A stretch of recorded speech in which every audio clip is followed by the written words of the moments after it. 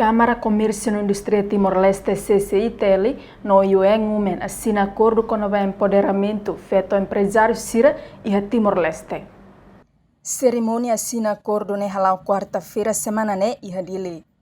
Câmara Comércio e Indústria agradece ao UN também Câmara Comércio e Indústria Timor-Leste CCITL sai parceiro de halal formação feita à empresa Sira e ao município dele, Liquissa no Manatutu.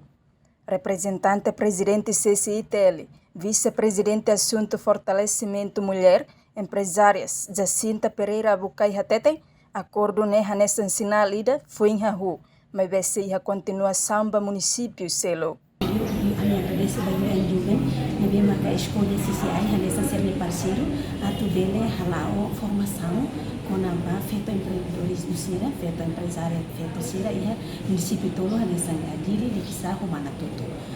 Nabi adi usi forma assina acordo dele nessa sinal ida foi ngatu haru, mas be se dele ia continuação vai a município Sircel, vamos ter uma feito Sira.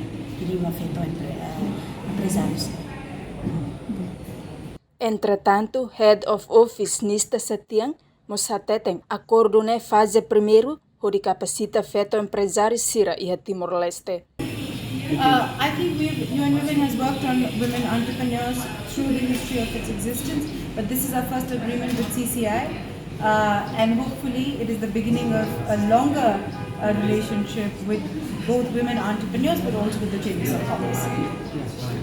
Idalene hanisan tambah ami hatene kata iha ona acordo balu nebe niliu on satu halo capacitação ba feito empresário Sira, mas be idane hanisan fase primeiro assinatura entre UN Women no CCI atu assina com a on satu halo capacitação ba feito empresário Sira fiar kata idane hanisan etapa primeiro no mo sei hetan colaboração firmai selutan liberação on satu capacitação ba empresário Sira.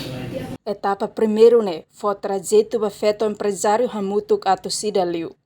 Reportagem Celestina Fala Televisão.